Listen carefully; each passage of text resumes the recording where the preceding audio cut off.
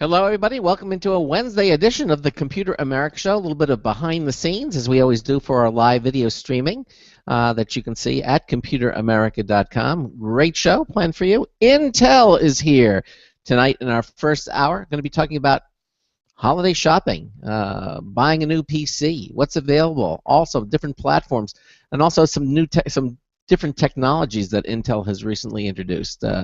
We're going to be talking to Intel in the first hour, and then in the second hour, we have Dick DeBartolo, the GizWiz, Mad Magazine's maddest writer. You may have seen him on ABC News many times. He's a longtime correspondent with the show, and he's going to be joining us in hour two. So sit back, relax, enjoy the show as we get started on the Wednesday edition of Computer America.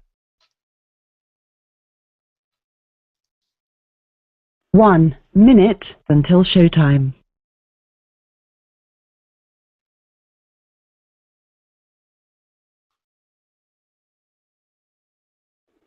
All right, Roland, stand by, 30 seconds. Okay.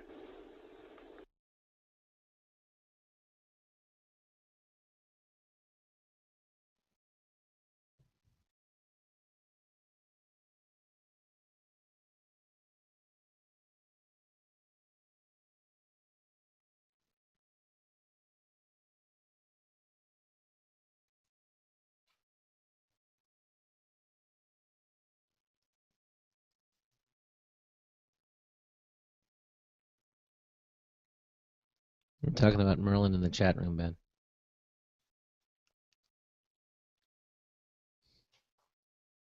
Your show will go live in 5 seconds. 4, 3, 2, 1.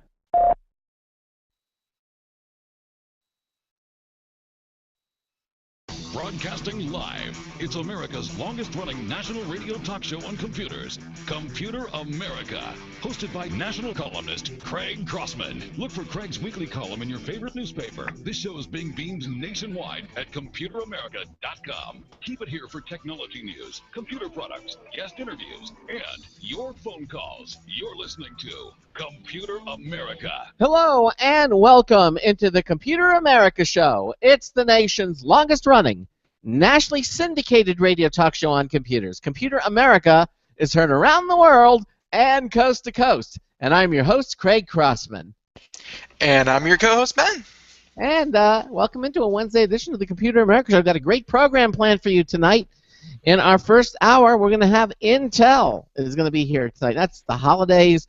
You might be thinking, well, you know, I need to get that special person in my life, something really cool and technological. Of course, you're speaking about yourself when you say that. And it may be a new computer. Intel is here to tell us about, you know, what computer to buy, what RealSense Technologies is, some of the new Spout system from HP. Really going to be an interesting show on holiday shopping, technology shopping. And then, of course, in hour two, we're going to have the GizWiz. That's Dick DeBartolo, Mad Magazine's maddest writer. Maybe you see him on ABC News. He's one of our monthly correspondents who appears on Computer America. He's got some great technology and holiday items to talk about. So why don't we get started? And I'm really excited about this. You know, the holidays are upon us. And as I mentioned, it's our monthly Intel Sponsor Hour. That means each month, Intel joins us to discuss the latest events, products, and services Intel is involved with. And this month, it's all about what's cool for holiday shopping. That includes everything, including buying a new computer, where to go to get one, something called RealSense Technology, the new Spout system from HP, and more. Now, joining us tonight is Roland Wooster. Roland is Intel's Platform Innovation Manager in their Desktop Client Platforms group. Roland, welcome into Computer America. How are you? Thank you. Very good. And how about yourself, Craig? We're doing fine, and we're so happy to have you here with us tonight. Ben and I both have a lot of questions regarding, since the holidays are upon us. And, you know, I really feel like there are so many choices out there for consumers this holiday season. So let me just ask you, how does someone know what device is best for them? That's kind of a broad general question, well, but, you know, yeah. Yeah, you know, there's a fantastic set of choices out there, and really, I think where you have to start with it is, what do you actually want to do with the device? I mean, is it something you want mobile? And by mobile, does that mean it needs to fit in your pocket? It needs to be a biggish screen that you can watch movies on? Is it something you're going to bang a lot of emails out on and you need a keyboard? Is it something you want to connect to your TV? Because now we've got PCs that we can connect to your TV and control your entertainment environment for you in a beautiful, seamless manner. Is it something you want to game on? And is it something that you want stationary at home? It's a safer kind of device when it's at home. It's not going to get dropped as easily. And so you've got more reliable data storage and such if you go that route. So you've really got to figure out, what kind of usage do you have and what kind of form factor do you want? Even when you're talking about an all-in-one, you can go down several different paths, and a lot of them are going to fit some usages great and others not so well, but you pick the right device for what you're looking for. And so within the all-in-one space, we have these stationary all-in-ones, which are the kind of traditional iMac style all-in-one, where the PC is in the back of the monitor. And in many of these designs, they're so elegant and slim that it would be easy to believe it's just a monitor. Yeah, they're beautiful. Whereas the reality, it has a whole PC in the back of it. Yeah. And then there's a new category that we've worked on called a portable all-in-one.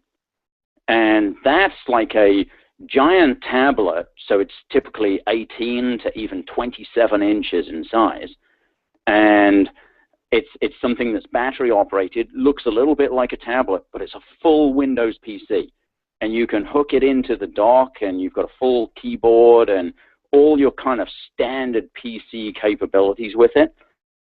But you can also carry it around, and it's a multi-user, multi-touch device, which opens up this whole plethora of usages where you can have really fun multi-person gaming on this kind of device. Wow. Yeah. And so, you got to pick that up. Sorry, go ahead. No, I'm saying the all-in-ones are absolutely they're beautiful. They're elegant, very futuristic looking, very modern looking.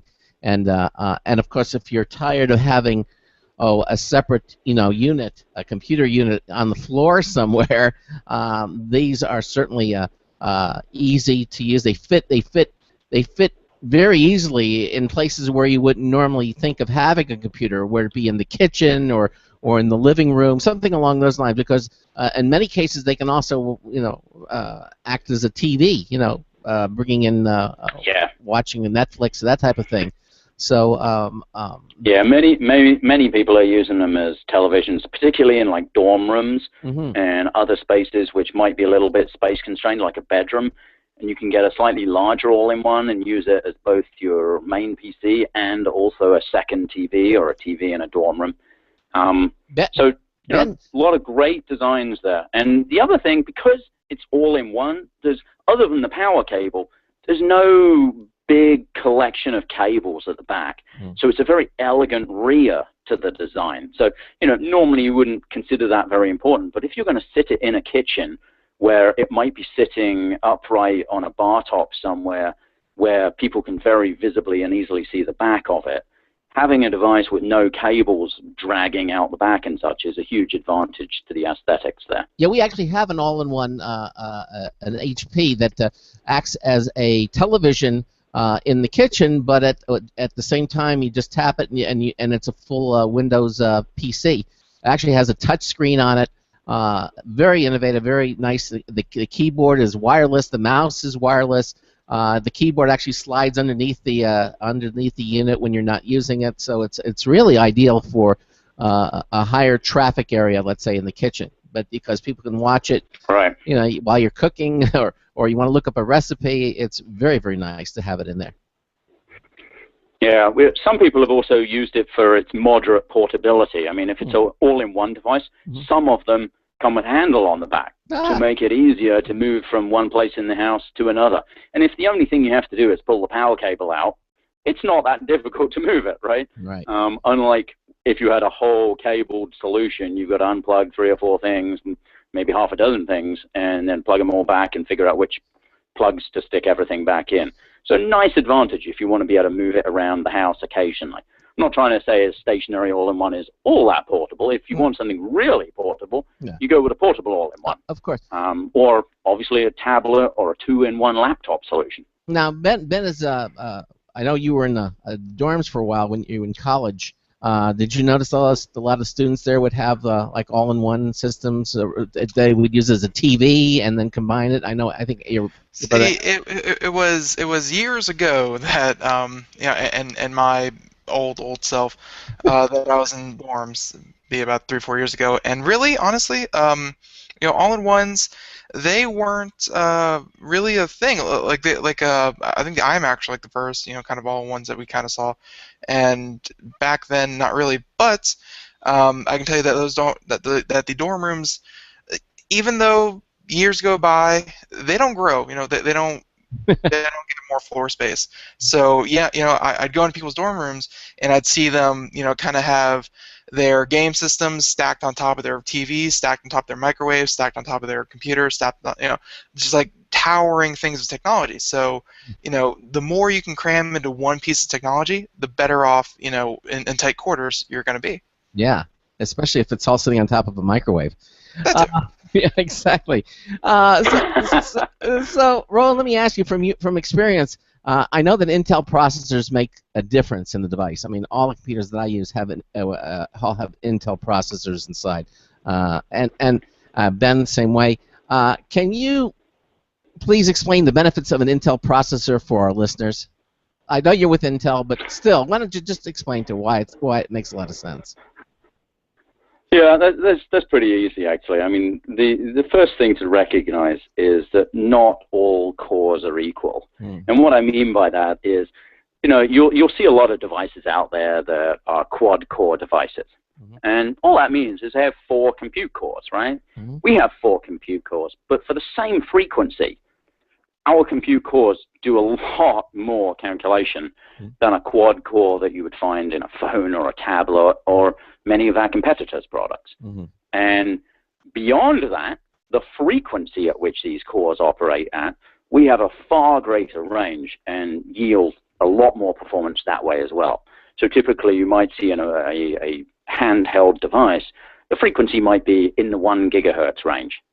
And with some overclocking, one of our recent products that we released this summer, Devil's Canyon, our highest frequency overclocking part, some users are getting that up to 5 gigahertz, which you combine that with the 4 cores, the 8 threads, and the 5 gigahertz frequency, you've got a tremendous amount of compute capability there.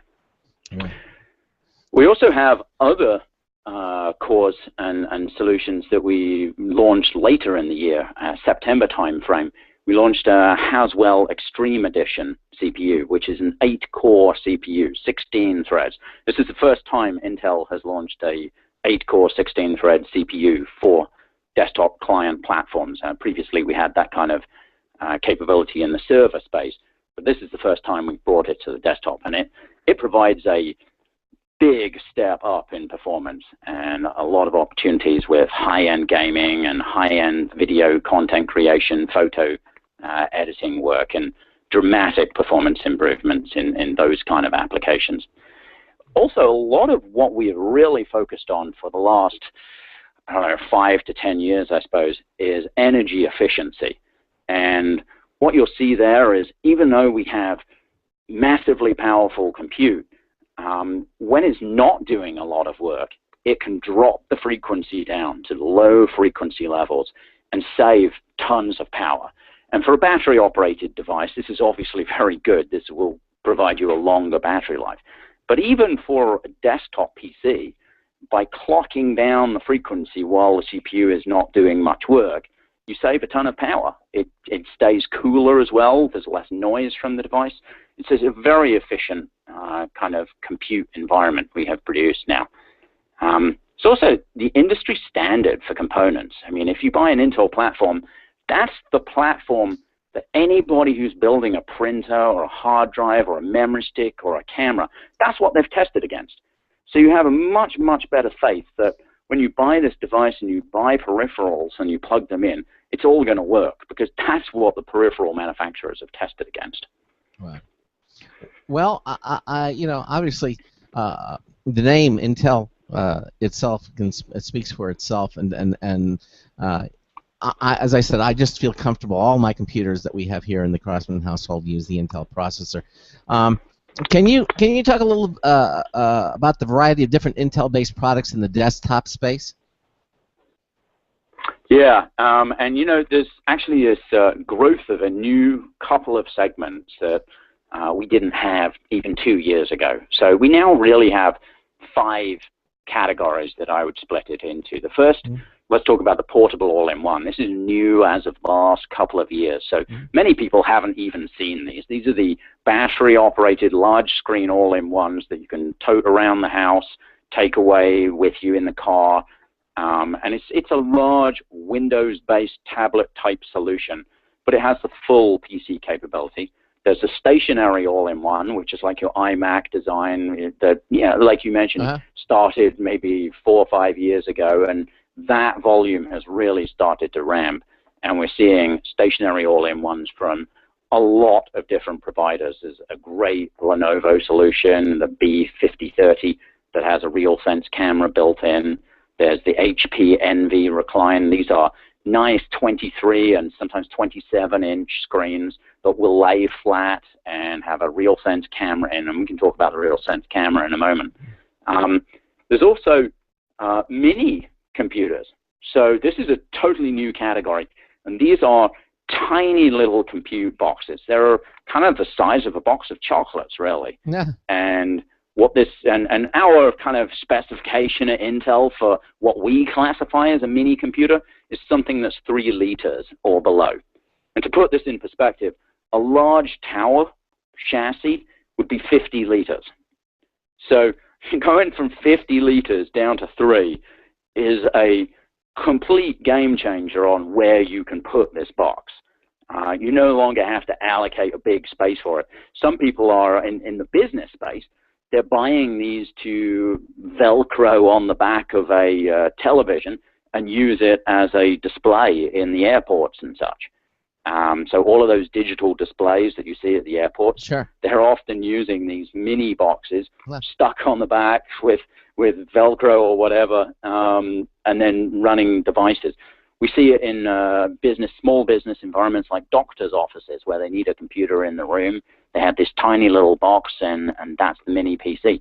In the home, it's great for if you want a small little box in a bedroom or the office and you don't want taking up so much space that a tower would normally take up, or even if you want to hook it up to your television. So if you want to have like a media server type solution connected to your TV, that makes for a very elegant small box. It looks a bit like a game console, but frankly, it's quite often smaller than a typical game console. And you can hook that up to the TV, and you can have Windows Media Center, and you can play television through that. You can pick TV up from over the air, or you can have network streaming feeds from Netflix and Amazon and Hulu and YouTube, and loads of different content that you can bring to your TV that way. So there's some neat designs.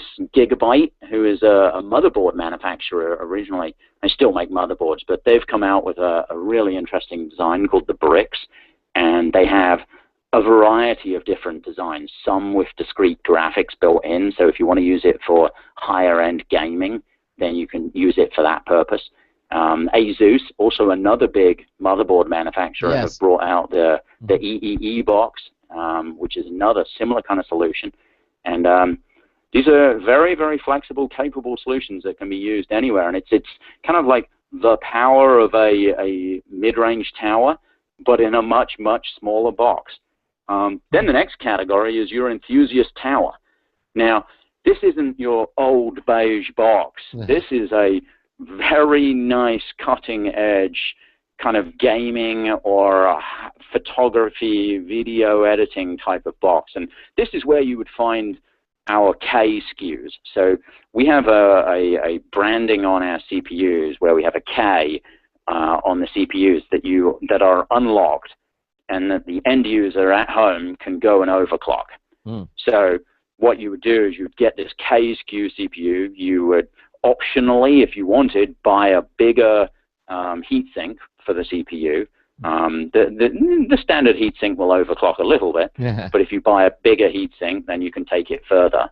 And so we have Core i5K SKUs and Core i7K SKUs, and you can overclock these. And in particular, the CPU I mentioned earlier, Devil's Canyon, that we launched this year, that is a top-of-the-line Core i7 4-core overclockable highest frequency CPU. And yeah, it starts at 4 gigahertz. It turbos automatically up to 4.4 gigahertz. But some users have been able to push it beyond 5 gigahertz. Well since we're talking about overclocking, you mentioned the mini box form factor with Intel. One of our chat room participants, Jonathan, wants to know if the mini box puts out as much heat as the full-size computer. No, it uses a different kind of CPU. So the Devil's Canyon, for example, is a 95-watt TDP CPU. So it can ramp up to a maximum of 95 watts.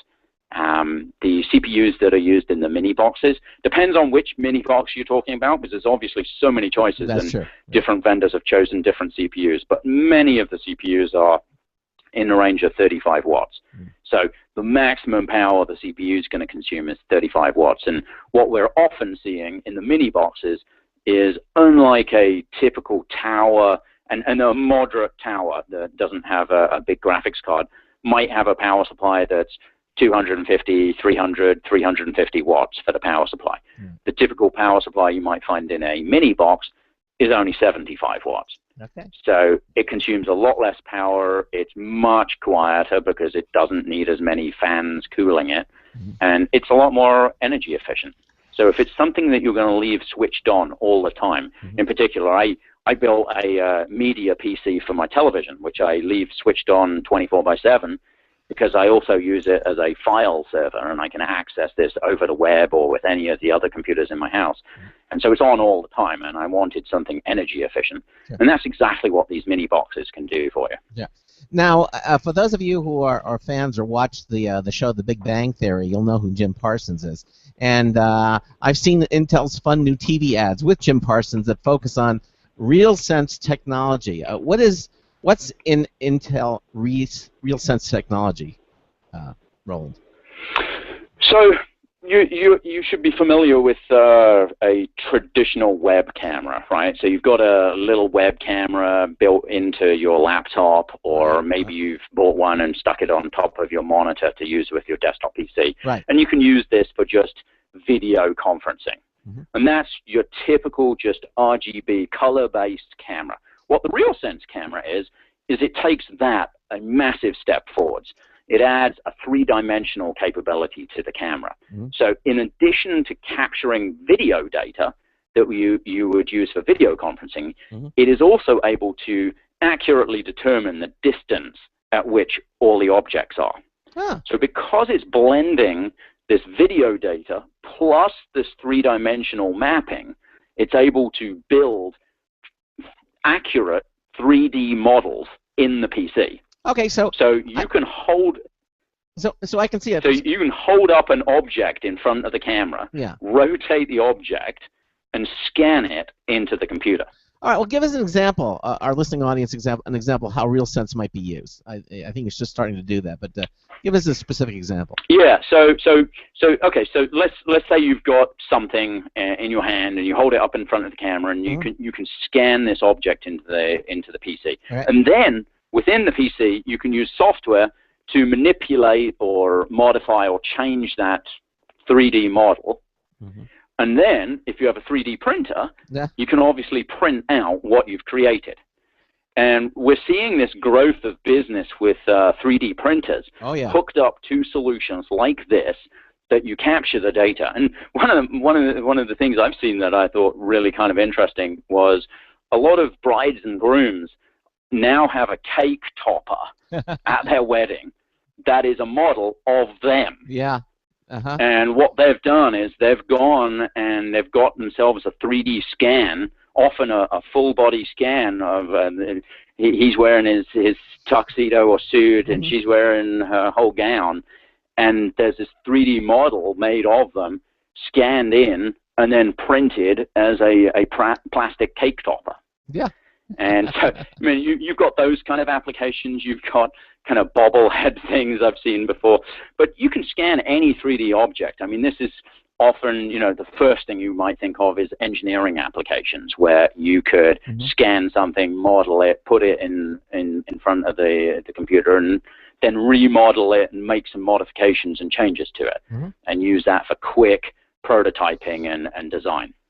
Yeah, we recently had a 3D printer company on this show, and they were talking about some. It seems everybody who gets a 3D printer wants to get married so they can have a cake topper. But and of course, that's one application for the real sense. The other application for the real sense is gaming. So if the computer can see where your hands are, the distance of your hands, whether your hands are open and closed, which direction and motion you've got of your hands, because not only the image data is coming in, but also the three-dimensional data, then you can use that to control gestures, and you can play games, or you can manipulate any kind of model that you want by moving your hand without touching the screen.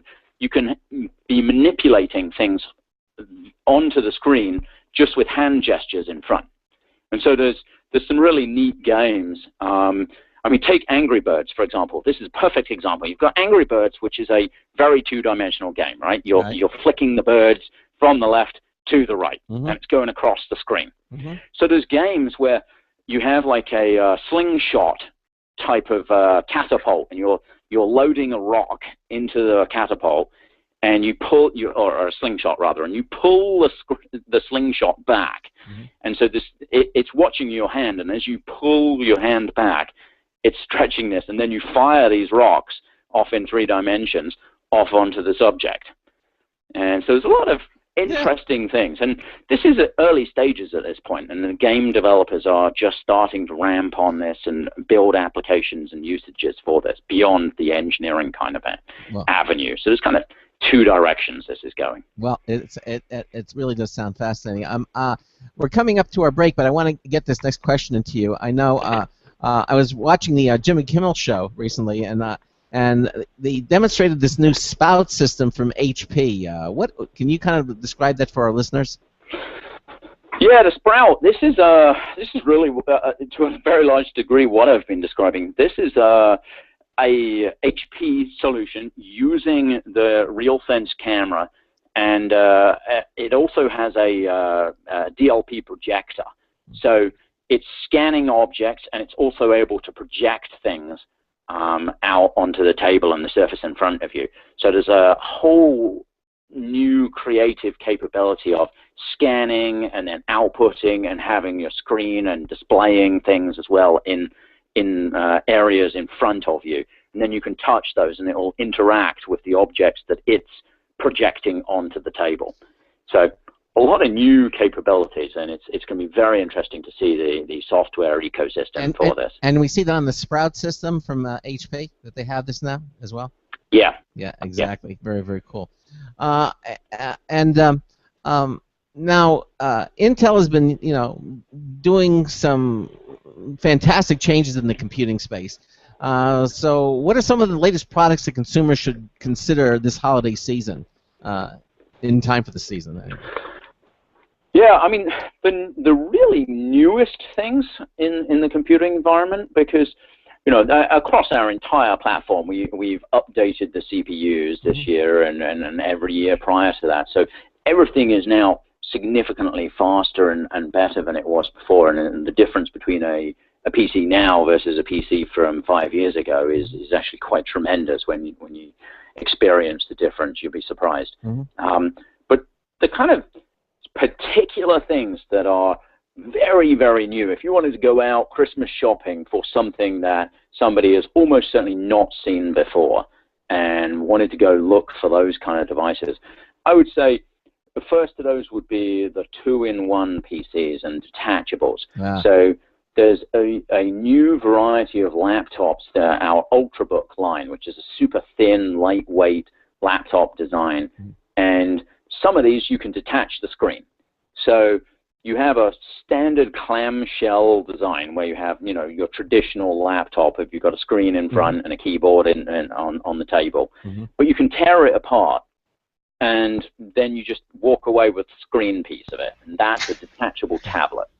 There's others where you can fold the keyboard around either behind the screen or rotate the screen and turn it into a tablet that way. So that's really usable, really useful for a lot of applications. I mean, particularly you see this a lot with people who travel a lot on the airlines, that it's very handy to be able to flip the screen around, and some of these bend in a way that you can fold it up onto the tray in front of you. Like the Lenovo Yoga PC that yeah, exactly. The Yogas. I mean, that's a great design. I mean, you can fold that up so that the person in front of you, when they knock their seat down and squash everything on your tray, at least it won't destroy your laptop. Because you can fold it up in a way that even when that seat comes down, it's not going to hammer your machine. The other section, I mean, there's minis. So these new mini PCs, these are very, very new, and most people have not seen those yet. The portable all-in-one that we talked about earlier, that's new as of the last couple of years. Most people haven't seen those yet. Very interesting design, and I love the games on those, particularly for kids.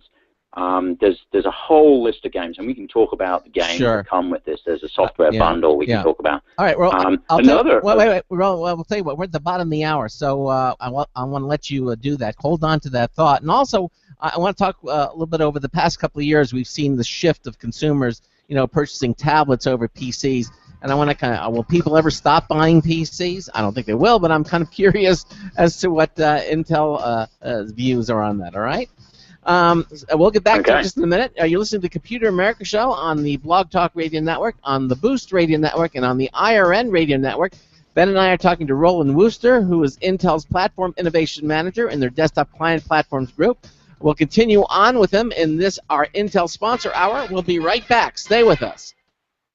Hey everyone, have you heard about the No hair removal device that's sweeping the globe? If you want to go weeks without shaving and get smooth, professional quality results, here's our favorite host, Cheryl, for No hair removal. Thanks. Hey gals, I love talking about my No. It's this cute little hair removal system that you can take with you and use almost anywhere at home or on the road. No more expensive in-office treatments, painful waxing, and no more wasting your valuable time. Got unwanted facial hair? No has patented thermocon technology that works on all hair and skin colors, so it's perfect for using on all body parts. And now you can take advantage of this incredible risk-free trial. Get the No, the facial kit, a travel case, and a $100 discount shopping card, and you don't risk a penny to try it. Try the incredible No hair completely risk-free. Call 1-800-953-5415. That's 800-953-5415. 800-953-5415. Hi, this is Craig Crossman, host of the Computer America Show. You have important meetings to schedule. Your company's getting ready for its IPO, and you're in charge of the PTA fundraiser this month. So how do you coordinate everyone to be available at the same time? Are you still using emails, phone calls, even text messages to schedule meetings with a group of people? How's that working out for you? Not so great, huh? It's a fact that every day, millions of people suffer from scheduling headaches. Well, with Doodle, scheduling meetings with a group of people is quick and easy. With Doodle, you can easily propose available times to each member. Each one checks off the times that they are available, and then you simply pick the time that works best for the group, all in an easy-to-read display that integrates with your existing calendar. Nothing could be more simple. Give Doodle a try for free, and like millions of Doodle users, you'll truly see how easy it is to find the perfect date and time for all your meetings. That's www.doodle.com.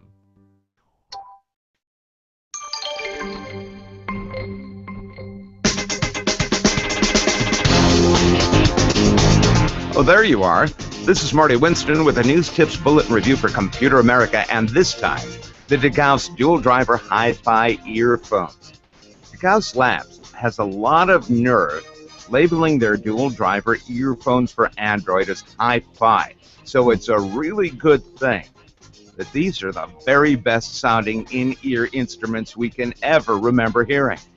We tend to be perfectionists when it comes to acoustic transparency, which is to say that hearing it in playback should be exactly like what we would expect to hear if we were in the room as a recording is being made.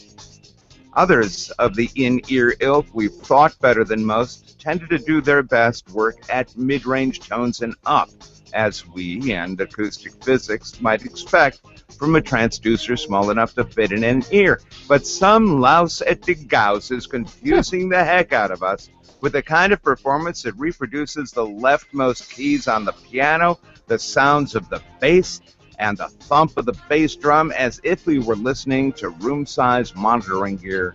Bottom line, the DeGauss dual driver Wi-Fi earphones for Android make fidelity come true to an extent no alternative we've ever heard can do. Bravo. This is Marty Winston with the News Tips Bulletin Review for Computer America.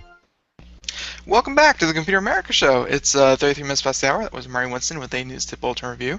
But right now we have Intel on.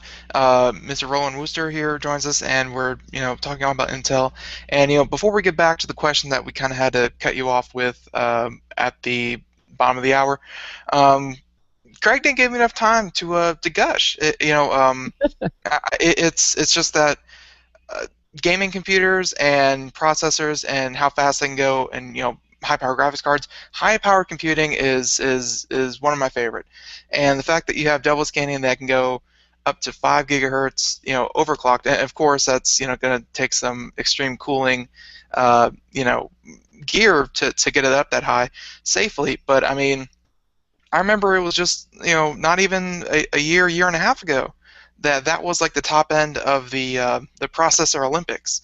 That they ran, where 5 gigahertz was like, oh, they finally broke 5 gigahertz. It was amazing. So to see that now available pretty much to consumers, obviously it's going to be on the higher end of the pay scale, but it's still available to consumers. That's awesome. Yeah, it's a huge amount of progress we've made in that space. I mean, the example you were given a few years ago, it was the extreme few that were getting those kind of frequencies using liquid nitrogen cooling solutions, which hardly practical. You might use it for competition, but it's not something you can use long term when you're tipping buckets of nitrogen or helium on the CPUs to achieve those temperatures you would need. And now you can do it with a fairly reasonable water cooler. And some people are getting up to those performance. If you get the cooling right and get the other settings right, it's possible for some people. And that's always amazing here.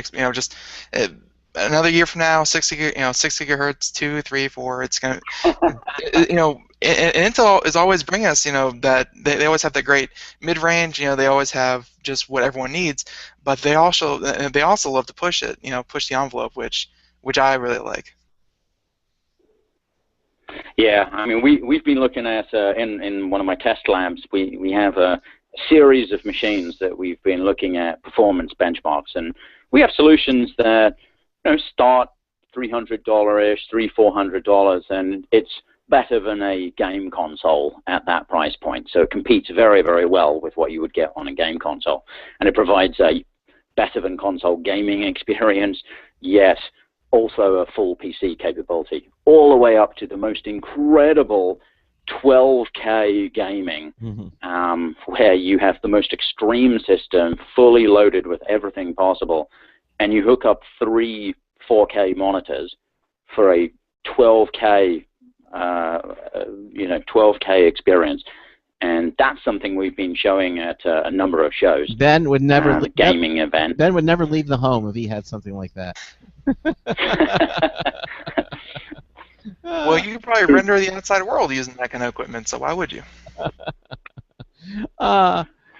Now, and I know I led with a different question, a question I asked you, but I want to ask you this.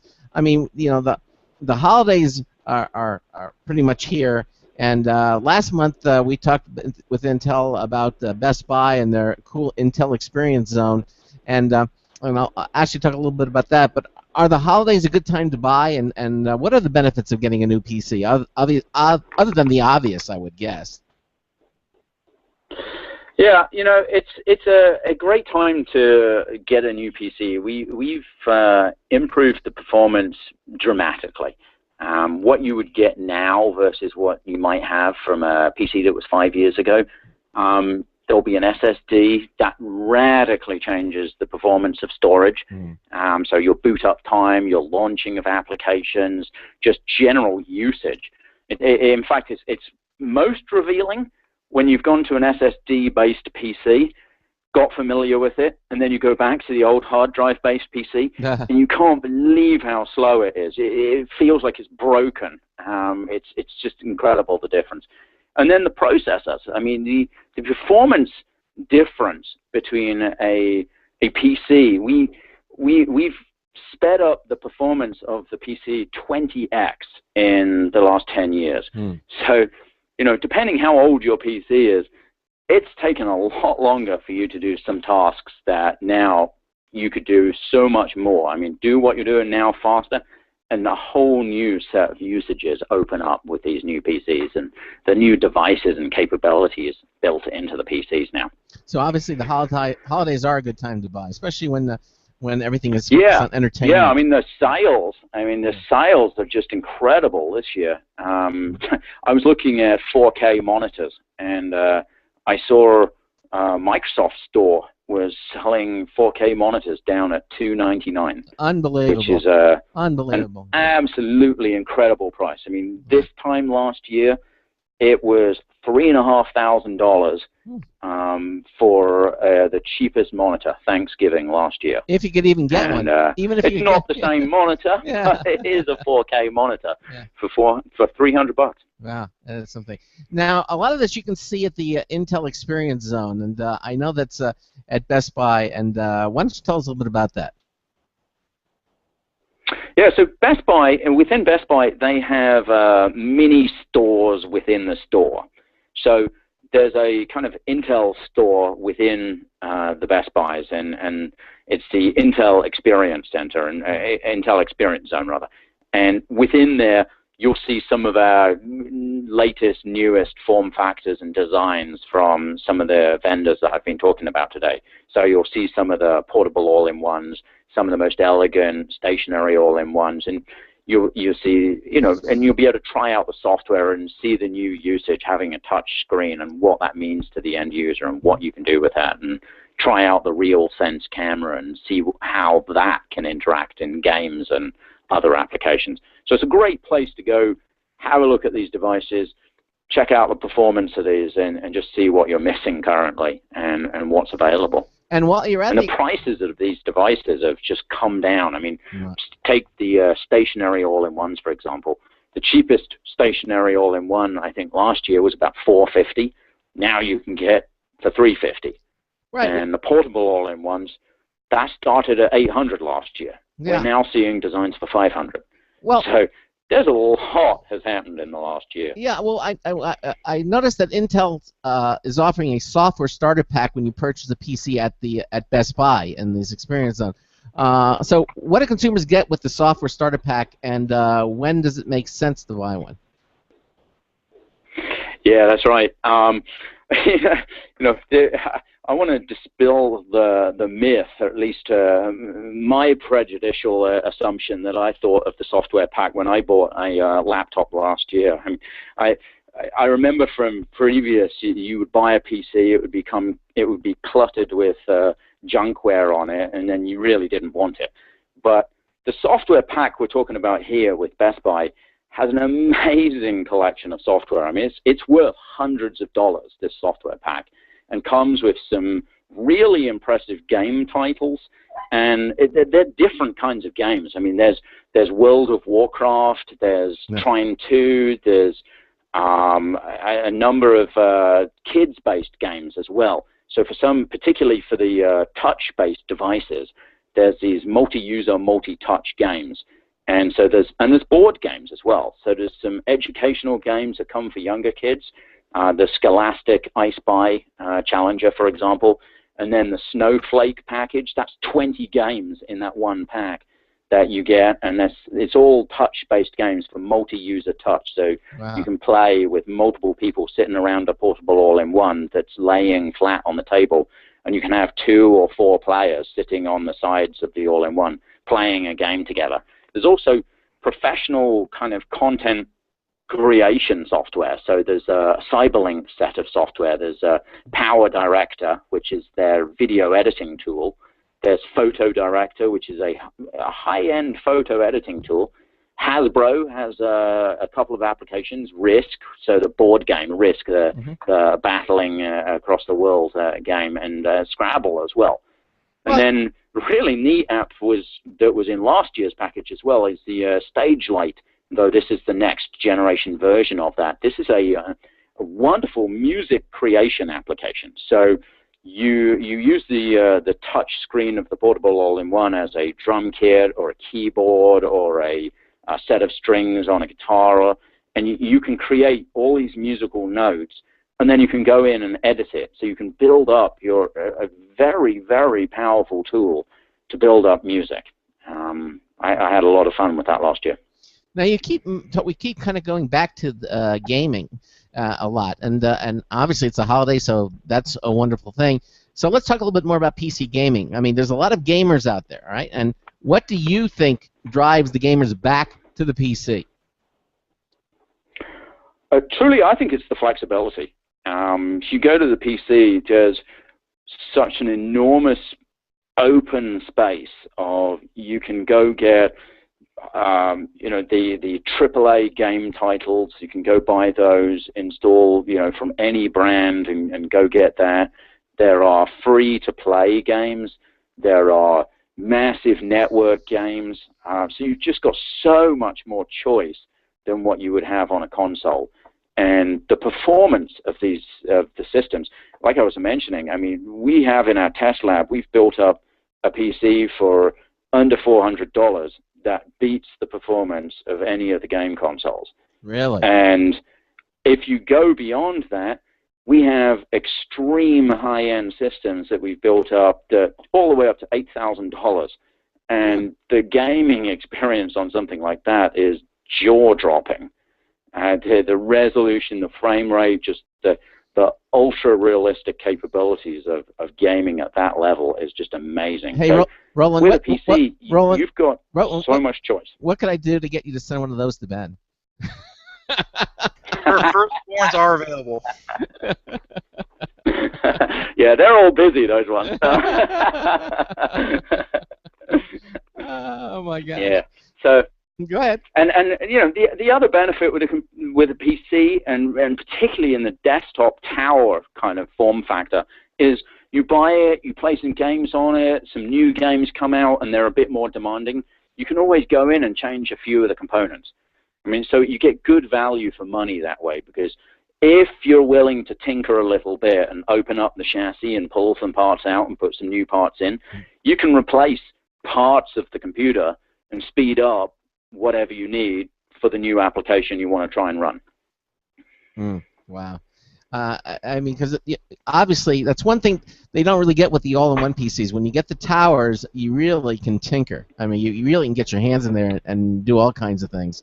And yeah, that's right. That's the that's exactly where I spend a lot of my time, tinkering inside the tower, building out those high-end systems, and using that for video content creation, for photo work, for gaming as well. Well, now that you mention it, Roland, what devices do you and your family use on a day-to-day basis? My desk is my desk at work. This is a bit of a shameful mess right now. It's got far too many PCs, far too many monitors to actually fit, and I have them stacked up double wide and sitting on top of cabinets. It's like the college. It's like the college room. So much new hardware I'm looking at there, and then even at home, everybody, my two kids, my wife, myself, everybody has their own PC, and they're all desktop towers actually, and. The benefit of having a full-size, fully ergonomic keyboard, just the ability to use a real keyboard and really get some work done. And my kids use it for their homework. We also sometimes play games as a family, and all four of us have got our own machines. And so we're all playing. together. Well, hopefully none of them are balanced on top of a microwave oven. You know, so. Yeah, there's none on the microwave. There's one sitting on top of another, but that's just the tower. Yeah, and then, you know, one great thing is when the kids have gone to bed, their monitors are connected up to my PCs, so then I have 3 monitors, and that provides for a great gaming experience. Wow. Also works super well for video editing. So I use one screen for a full screen video, so I can preview the video there. I've got Adobe Premiere Pro tool set on another screen, and then I have the audio tools on another screen. So it's just a beautiful workflow doing it that way. Right. And that's the kind of thing you can do with the high-end desktop. You've got so much memory capacity. I mean, it goes all the way up to 64 gigabytes. You've got 8 cores, 16 threads, and you've got a tremendous amount of bandwidth coming out of the CPU to connect to multiple graphics cards for gaming. And that's the kind of extreme ultimate performance that you can get out of a new Haswell Extreme Edition CPU and platform. Well, you sound like, you know, you obviously are using, you're in the profession, you work for Intel, and you really love what you do, and you're using all these really great, and your whole family's using all these Intel products. But let me ask you this, because I asked you it just before the break, and we really didn't get into it. But over the past couple of years, you know, we've seen the shift of consumers purchasing tablets over PCs. So do you think, will people ever stop buying PCs, or is there going to be room for everything? You know, that's absolutely true. There's been a huge growth in tablets, and to some degree, we were losing some sales on the low end of the desktop. You know, so the entry-level desktop was having a tough time on volume there. But what we've seen, particularly in the last year, is people who wanted a tablet now have a tablet. And that market has definitely slowed down significantly. And we're seeing people say, hey, you know, this year is now the year I want to upgrade my PC. You know, I maybe held off for a couple of years because I bought a tablet, for example, and spent the money there instead. But now they're going back and saying, yeah, that PC has gotten old. Now's the time to buy another PC. Another piece that has driven a lot of refresh on the PC is Microsoft discontinued support of Windows XP.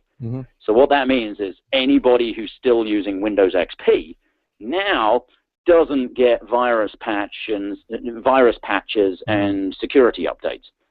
So your system is now subject to any time the hackers figure out security holes, and that happens on a daily basis. Microsoft's no longer providing patches. So, you know, those kind of consumers that have a PC old enough that it's running Windows XP are seriously second-guessing what they want to be doing, and are looking at buying a new PC, particularly in the business space as well. We're seeing a huge volume. So this year, we've actually seen the PC space. We're seeing record revenues, and we're seeing record volumes. And the PC space is growing back, and particularly in the enthusiast space, Core i5, Core i7, we're seeing a lot of growth there, and it's been a great year for us. Now again, you keep mentioning Core i5, Core i7, and everything. Can you kind of give us a little bit of a breakdown, the difference between these different Intel processors for our listeners? Yeah, absolutely. So it really kind of starts at entry level. You've got a Pentium. Okay. And a Pentium provides you with 2 cores. And with that, you can generally run a single application. You don't want to really be trying to run 2 applications at a time, and you'll be able to play movies at a lowish resolution, up to 1080p, and but not all movie form, not all kind of media form types. So HEVC, for example, wouldn't be something you could play on a Pentium. And then next step up is a Core i3. And with that, you have 2 cores, but it's hyper-threaded. So you have 2 cores, 4 threads.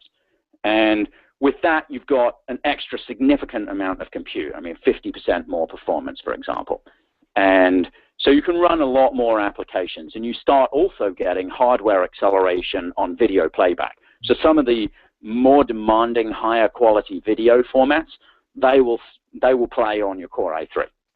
Then the next step up is Core i5, And that is a true 4-core device. So at that point, you get another big performance boost because now you've got four full cores, not just 4 threads, but 4 cores. And so that will give you extra performance there. Typically, a Core i5 system would also come with more memory, might also come with an SSD, which I would highly recommend in a kind of platform there. Sure. And this is a really good kind of level, a Core i5, particularly a K-SKU Core i5, which you can overclock. It's a great platform for gaming, good platform for photo editing as well. Next step up is Core i7. So the difference between Core i5, Core i7 is primarily that you go from 4 cores to 4 cores and 8 threads.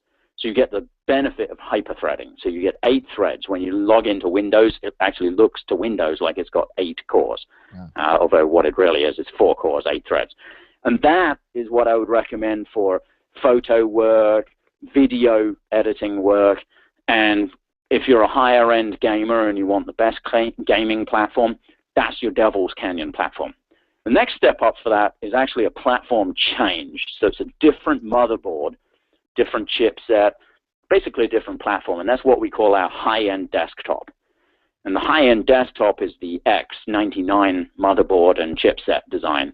And with that, you step up. It's still called Core i7, but you're stepping up from 4 cores and 8 threads to either 6 cores and 12 threads, or on the absolute top of the line part, 8 cores and 16 threads. Wow. And the other benefit of when you go to the X99 is you get double the memory capacity, and you get a lot more bandwidth out to the graphics cards or any additional storage subsystem you might have installed, like a RAID controller or a plug-in SSD back panel card, PCIe connected SSD. Wow. So that's a good overview. So, and I'm glad that you kind of explained that. And now, let me just ask you this, because we're getting toward the end of the hour, Roland. In your opinion, what is the biggest trade-off between, let's say, buying a desktop versus buying a laptop computer? Is that change at all, really, or is it because laptops are becoming so powerful these days, you know? Yeah. So the trade-off really is, if you need mobility, the laptop is obviously the way to go. I mean, there's some limited mobility that you've got with a stationary all-in-one that you can unplug and move around, but it's nowhere near the same as what you've got with a laptop, which particularly a 2-in-1 that you convert into a tablet. Yeah. Very, very nice if you need mobility. If that's your priority, that's your right platform. On the flip side, on the desktop, you've got a much bigger screen, frequently a higher resolution screen. You've got a lot more storage capacity. I mean, you could easily have a desktop with terabytes of storage that quickly gets consumed if you're shooting a lot of video or you're downloading tons of games or you've got a ton of digital photographs and you're editing that. So that can take up a lot of storage space, and so a desktop provides you that benefit. And then within some of the desktop form factors, so particularly the tower, you've got the total flexibility of upgrades and expansion, and you can always switch out certain parts without having to change the entire PC. Yeah, Ben and I did a story just the other day that Seagate's coming out with an 8 terabyte hard drive, for under $200. Yeah. Just amazing. I mean, the price. Again, it's designed for a desktop computer, and right. So again, if you need that kind of power and storage, desktop is the way to go. There's no question about it. Well, I'll tell you, the holidays are here. You're looking for a 4K TV monitor. Hopefully, all the things that you've heard Roland discuss with us on tonight's show are going to be helpful in deciding, what the next step is to do, because there's only a couple more weeks left, and then that's it, for the holidays. It's here now. So we've discussed all the different things, the different processors types, what's hot for the holiday season. We've talked about the new Sprout systems from Hewlett-Packard. All those available. And if you missed any portion of that, you can certainly listen to it again. You might have missed something, or you need to go back. On our archives page at computeramerica.com, you can listen to tonight's show. at your leisure and make some additional notes. All of that, it's all available at computeramerica.com. Roland, before we say goodnight, any last thoughts or anything you want to tell our listeners about the holiday season coming up? We got about a minute left. Yeah, well, I think what's on my holiday wish list is a 4K monitor. I'm definitely looking forward to that. It's I think about now is the right time to get a 4K monitor. It's a radically different experience. It's basically Retina for your PC. It's fantastic. Really? I have them at work, and just everything is better. Photos, video editing, games, even reading text. Text is just so crisp and sharp. It's definitely the way to go. 4K. Yeah, we were also talking about these new quantum dot technology we're gonna be seeing in monitors too. Maybe out at CES. Yeah, that expands the color. Yeah. So that gives you a wider, broader color range, which is very nice. Very nice. Well, I'm sure we're going to see a lot of that out there at the Consumer Electronics Show. We'll be out there ourselves at the Showstoppers event. Roland, I want to thank you so much. You're obviously a very knowledgeable guy, and you love what you do, and we love having you here on the show to tell our listeners all about what Intel is doing, especially for the holidays. Thank you so very much for being with us here tonight. Well, thank you very much. It's been an absolute pleasure, and wish you a happy Christmas. Yes, happy holidays to you as well, and happy New Year to you. And I'm sure we'll have you on again. All right? Look forward to it. All right, take care. Good night. Bye-bye. All right, there you go. Intel, again, with us, Roland Wooster, Intel's Platform Innovation Manager in their Desktop Client Platforms Group. A lot of good information there. And, again, you can listen to it again in our archives page at computeramerica.com. Coming up in hour 2, the GizWiz is going to be here with us. Dick DeBartolo, Mad Magazine's maddest writer. And he's got some really interesting things to discuss with us tonight, including a new a low-tech bag butler and a lot of things from the PDN Photo Plus show. We're going to be hearing from him right after this. Stay with us. Broadcasting live, it's the only national radio talk show on computers to air every weeknight. Computer America, hosted by national columnist Craig Crossman. The first hour's behind us, but there's still more of tech news, tech talk, and your phone calls. We're being beamed nationwide at computeramerica.com. You got computer problems? Bring them on. You're listening to Computer America. Computers run the world, and we run computers.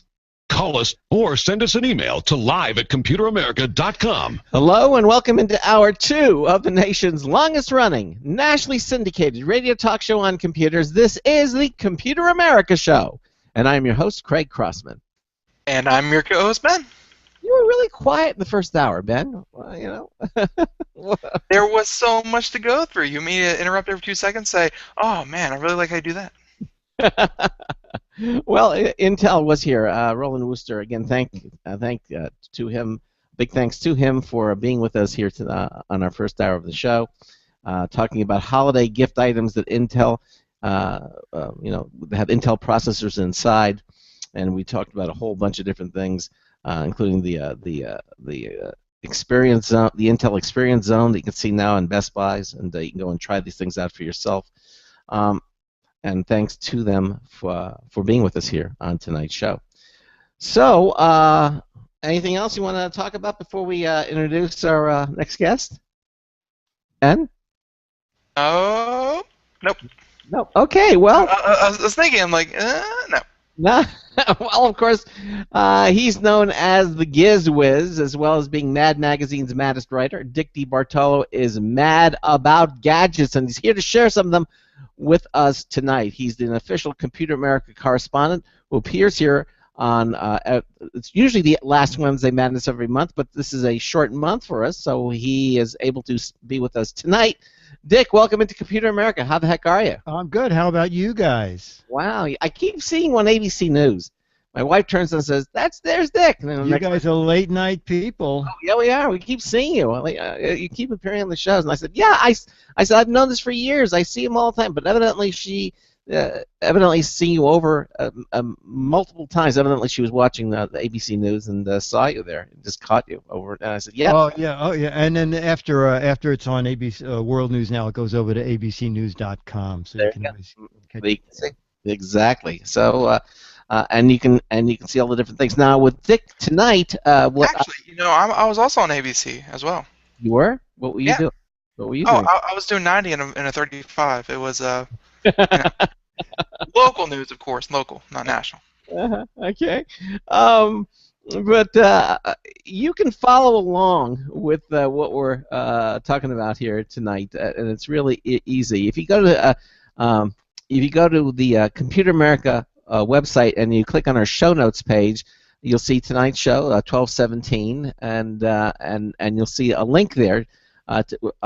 Dick DiBartolo's name is actually a hyperlink, or you can just go to his website, which is GizWiz.biz, and there is a banner there that says non-paid lackey fun on Computer America, and you just click that banner and you'll be able to see and read and see everything that we're talking about on the show in this hour tonight. It's just that simple.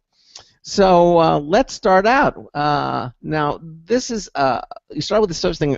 You bill it as a lot of power for a little bit of money. What is this? It's called the Super PAC. Yeah, the Super PAC, we've talked about them a couple times before. They have come from a company I didn't hear of to becoming Amazon's #1 tech mobile power provider. They come out with a lot of different unique external battery chargers for phones and tablets. And the newest one that I know of is called the Super PAC. And the Super PAC, according to them, has the smallest footprint for a 10,000 milliamp unit. It has two outputs, a 2.1 amp for tablets and a 1.0 amp for smartphones. And itself can be charged in half the time that a normal 10,000 milliamp battery could be charged. And what attracted me to this is the selling price, at least as this afternoon. Suggested retail is $99.99, and it is on Amazon at $39.99. Wow. It comes in black and white, and it's Amazon Prime, so it's free shipping if you're a Prime member. So, and if you are listening to this live, which you are, I'm sure you can get it in time for Christmas. So that's really a neat little Christmas gift. Super PAC from Unu. Now you know what's interesting, because I'm looking at pictures of it, and one of the things you see the cable, and it looks like the cable has the adapter right on it. It converts it from a micro USB to a the Apple Lightning cable. Yeah, all certified compatible cable, which in itself I think probably sells for $20. Yeah. So it's very clever that you do get the cable, and you're right. The end of the cable is micro USB with a little Apple certified Lightning cable end that it converts to that, so you can charge Android or iOS. Very clever device. Now it'll if you have an iPhone 6, you can get up to 4 charges with this little thing. If you have a Galaxy S5, you can get 3 charges, and if you have an iPad Mini, you can get about 1.5 charges from this little tiny device. Yeah, it is really neat. It's about the size of a pack of cards. It is really neat. And the lights on the front, I assume. The 4 lights on the front are, all 4 lights are lit 100%, 3 lights are lit 75%, remaining in the device itself. Right. 2 lights you're down to 50%, and right. one might be 25%. Yep, and again, looking at this cable, it's really you have a USB port for output, input, and then the adapters. You have the micro USB for Android or any of the other most of the other phones out there, and a Lightning cable for all for $40. That really is a heck of a deal. Yeah. So there it is. All right. 10,000 milliamps is pretty decent. Yeah. Amount of power. Very decent. Yeah, exactly. Okay, so now we went from the super high-tech charging, all this stuff, and we go to the bag butler. The bag butler, you know, when I saw it was $22, and I thought, oh, do I want to spend $22? It just looks like a piece of plastic. But then the reviews seemed to be glowing for this thing, and what it was time to clean leaves out of the backyard. And I had some bags from the hardware show from Gorilla stand-up bags that are big enough, and they have a flat bottom so you can actually stand them up on their own. But they're like $1.25 each. And I thought, you know, I'll check Amazon for other bags. And that's when I ran across Bag Butler.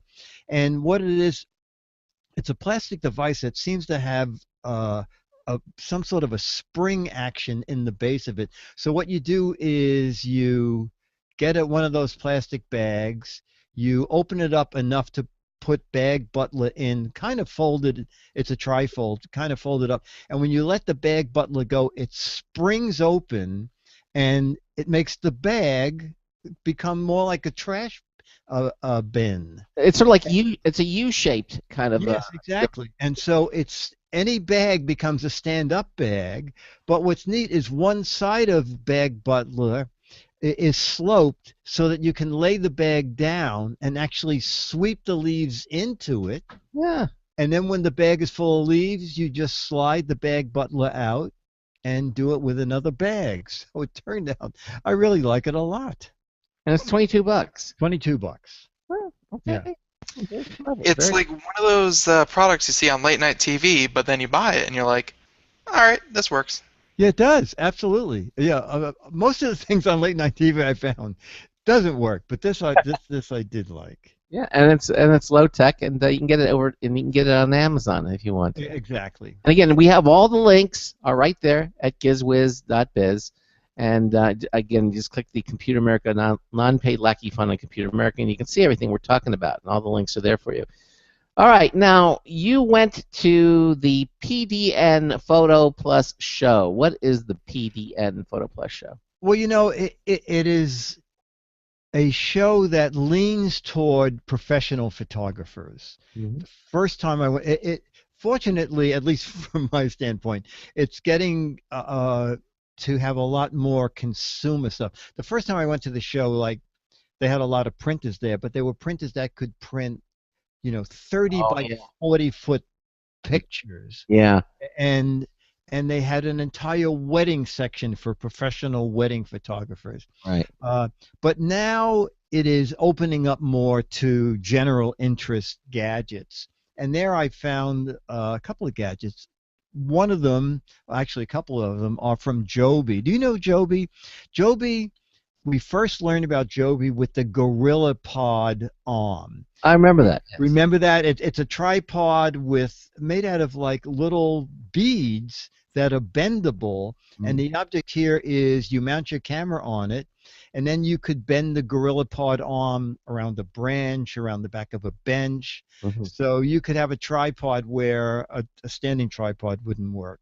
Right. And at the show, they were showing their new Action series, which are suction cup based, so that you put it down against a smooth surface, and then there's a red ring, and you turn the ring about half a turn, and you actually will hear a click as it locks.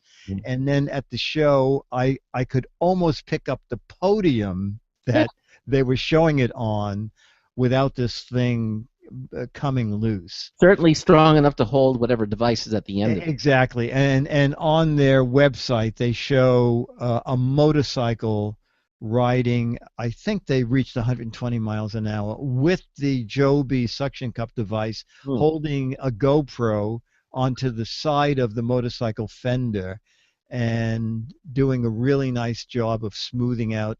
It has this vibration resistant housing, and it was really interesting, and $40, so not bad at all. Not bad. Okay, so that was one of the first things you saw at the What does PDN stand for? Do you know? You know what? I don't even know, to tell you the truth. I'm so used to professional Dial it. digital nuts network. I don't know. Professional digital network. I have no idea. I Okay. should know. I just say Photo Plus, but I figured, well, they put PDN in front of it. I will for those who know what it is. Ben could Google it and find out. Yeah, exactly. Exactly. All right. So this was there was two of these because you found two gadgets. So that was the first one, or That was the first. The second one was a droid called the Scout 4. Oh, okay. All right. That was there, and it was there because it's built to hold the GoPro camera. But you talk about incredible technology. The Scout 4, probably 10 years ago, would have been something that only the Air Force could afford to use. It has four props. If that's not enough, there's a way to add 4 more props to the bottom of the motors, so you can have 8 engines. It sits on a landing pod, and when it takes off, the landing pod folds up and out of the way. You bring up Google Maps within the Scout 4 app, and you draw the route that you want the Scout 4 to follow. Then you put dots where you want the Scout to take a photograph. Then there's this little remote thing, and I said to the guy, "What is this?" And he said, "Oh, that's Follow Me." And I said, "Well, what's Follow Me?" And he said, "Oh, you're walking through the park, and you don't want to carry your Scout 4 with you, so you set it at an altitude like 20 feet, and you put the Follow Me in your pocket, or set the Scout 4 for 30 feet and put the Scout 4, the Follow Me, on your dashboard, and then drive to the beach, and your Scout X4 follows you." No way again. In the air. I mean, this is the price probably sounds expensive, but when you think of the technology, it's about $1,350. But 10 years ago, this would have been $20,000. Yeah, or on her. I mean, that is amazing. I mean, can you imagine just walking around and having the drone follow you? Walk the dog, you walk your drone, Yeah, exactly. It can follow, I think they said 125 waypoints. It is just amazing.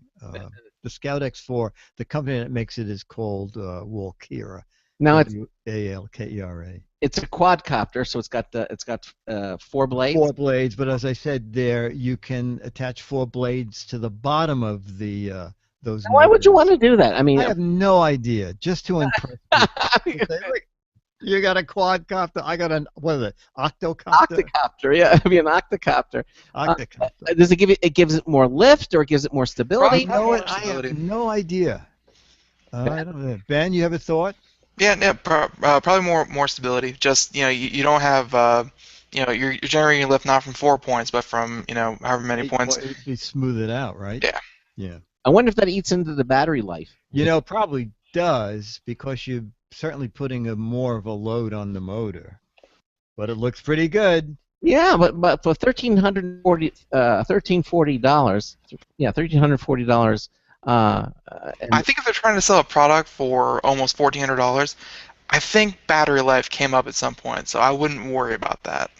Well, you think that it has a really good battery life? Well, it's 25 minutes, but the thing is, you just buy a spare battery, and I think they make an extra long life battery that you can put on board. Okay. But they do sell it here in the U.S. I still think that being able to draw the path that you want it to follow, or just have it following around. I mean, so you're not messing around with the 2-stick remote control that you hold in your hand. I mean, you can go about doing what it is you want to do, and this thing's just going to follow you and do what it does. It's astounding, right? It is astounding. Yeah. And how big is the device? I mean, that I'm going to say it's probably 18 inches square. Right. But the iOS, using your iOS device, it can be your iPhone, for example. Yes, your iPhone or your iPad. And so you have your iPhone in your pocket, and that's the device and the app running. Well, the iPhone or the iPad is what you're going to draw your route on. The Follow Me is a little stick remote. Okay, all right. So it's so about the size of how big is it? A little remote. I would say like 2 inches wide and maybe 4 inches long. Something you can still fit in your pocket. Oh, easily. And I think that's amazing. I don't think I've ever heard, Ben. I've never heard of a drone that has that kind of ability. All the drones that I've ever seen, have the remote with the antenna and you're steering it, but that's almost like an autopilot. Yeah. Well, all of these probably I'm going to say like $700 and up. Also, they all monitor their own battery life. They all know how far they've flown, and they all know where they started. So they know when they reach a battery point of no return. No, before it reaches that, it goes home. It goes home. So that it goes back to where it was launched, so that it doesn't run out of power where you're not around. So that's another great feature. It is. That's an amazing. You find some such very, very cool things that I have to say. Just amazing stuff. Well, and again, you can follow along. Again, you can look at the website. Just go to GizWiz.biz and click the Computer America banner, and you can see everything that we're talking about tonight. Just amazing stuff. There are a lot of weather buffs out there, more than I could ever possibly imagine, that are weather fanatics, people who want to keep track of the weather or monitor the weather. I know here at the Crossman household we have an internal and external weather monitor, so it shows the temperature outside as well as inside. And I find that extremely useful. We actually have, and it projects it up on the bedroom wall, so when I wake up in the morning, first thing I can see how warm or cold it is out. If it's sunny or cloudy, so you don't even have to look outside anymore. You can just kind of know what's going on out there. You never have to leave. You don't have to leave the house ever. Well, you can look and you can see whether it's rainy or something, but you don't know what the temperature is outside because it's usually warm and toasty inside. So you have no idea how cold it is or hot it is. So it's nice to see what the temperature is outside. Gone are the old days of sticking your arm out the door and saying, "Yep." If you're in bed, you can't reach the door yet, But the point is, it's nice to know how to dress because you know how cold it's going to be out, or how warm it's going to be. Well, now this next device is called for the local weather forecast, and it's so local, evidently, it's from your own backyard. Tell us about it. This is really clever. It is called, I just lost the page here. Here it is. It's called Bloom Sky, and this is a digital camera weather station. And it comes with a stake, so you stick it in the ground, or you can remove the stake and put it on a fence, or whatever you want. And their theory is when you get your local weather, it's for your city, maybe not, and it could be 4 or 5 hours old. This has 6 sensors in it, so it's temperature, humidity, barometric pressure, UV exposure, wind speed and direction, precipitation, and all of and the camera to film the sky, so that no matter where you are, you can go onto the Bloom Sky website and see the weather in your backyard, including pictures. So this is the ultimate in local weather. And what's interesting is it's just coming in the marketplace now. I think it's $149 on pre-order. But what's great is the company hopes that when enough of these are in the marketplace, that they will be able to start a community online. Even if you don't own one, if your neighbor wants to share, you can put in your zip code, and they'll say, well, there's 3 people with Bloom Sky devices, and this is what their weather is, and you would know they're just a few blocks from where you live. So it really is bringing weather as close to minute by minute as you can get. So Ben, you say you just don't have to get out of bed. You can just just use a Bloom Sky. The laziness in me thanks you. That's a big part of me. And again, you can see all these at the website at GizWiz.biz, and again, just click the Computer America banner, and you can see them for yourself. So we continue on. Now this is an interesting thing. You have it headlined as a shocking new gadget to help you curb bad habits? Boy, I don't know about the success of this thing. Although I believe, let me just see if I had the how much money they raised. So this is the deal. So this guy evidently hired someone to slap him in the face every time he went to Facebook because he was wasting time. And by having that happen, he didn't go to Facebook, and his productivity increased 400%. Or his face was glowing so much. Yes, exactly. So he teamed up with a guy that would build a shock collar that would shock him when he went to Facebook. And then he teamed up with the co-founder of Lego Mindstorms, which make these incredible building games. And they came up with this device called Pavlok. And it's kind of a spin of Pavlov, you know, the guy who worked with dogs, when rang a bell and then fed the dogs. And after a while, if the dog just heard the bell, they would start licking their chops because they knew food was coming. And the object here is that this will give you a shock when you use the app to tell it the bad behavior you want to cure. For example, you want to go to the gym every day. So you put in what gym you go to, and then the GPS knows whether you went there or not. And then if by 9 o'clock, when the gym closes, you haven't registered there through the app, you get an electric shock. And I asked the guy to give me one of the minor shocks, and I put it on, and you know you've been shocked. I mean, you know, I thought I was going to go, oh, a little tickle. You go, oh, yeah. Exactly. So the object is you will go into the app and put in all the web addresses of websites you don't want to let yourself go to. And every time you go to one of those, you'll get a shock. You know, I would have so much fun with putting one of these on Ben. I would everything. I would just find out your homepage instead of so like I said, I don't know. I just don't know if people want to be shocked and pay to want to be shocked. But we'll see. This is one of those things that I want to check out in a year. Is it easy to take off and put on? Or you know what? Right now, the guy at the show is wearing it on his chest. Oh gosh! Yeah, I know. Can't be good. No, I don't think so. But the thing that makes more sense to me is the one that I have the picture of, where it would be designed more like a watch. Yeah. But anyway, that's what Pavlok is designed to do, is to cure you of bad habits. I don't know if that would work. Yeah, I'm not sure. And it's expensive too. I think it's $179.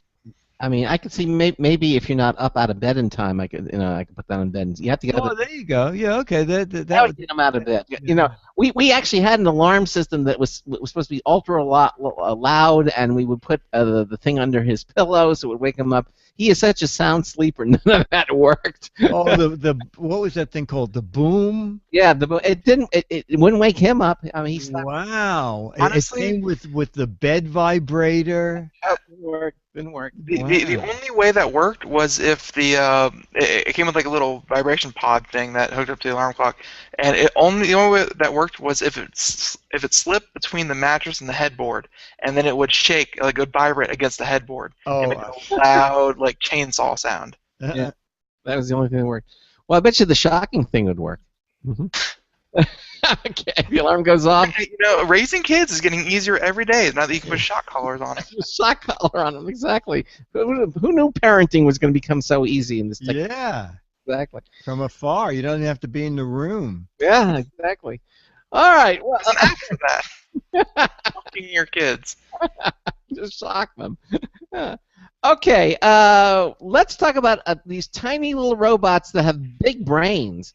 These are really neat. They're called Ozobots, and I actually saw them at Toy Fair in February.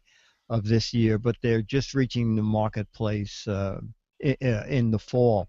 And they are tiny little, they look like miniature football helmets, maybe an 1.5 inch diameter across, but they actually have a brain in there that can recognize thousands of codes, and they can follow. You can draw a maze that it can follow.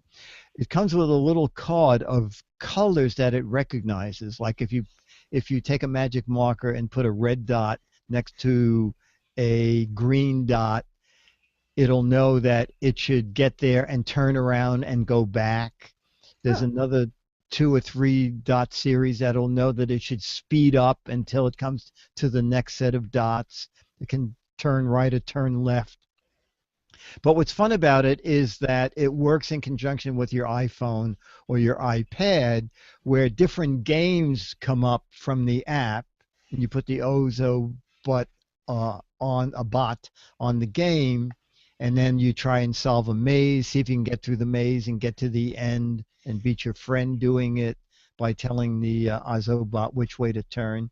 So it's a fun little robot for kids, and actually I had a lot of fun playing with it too.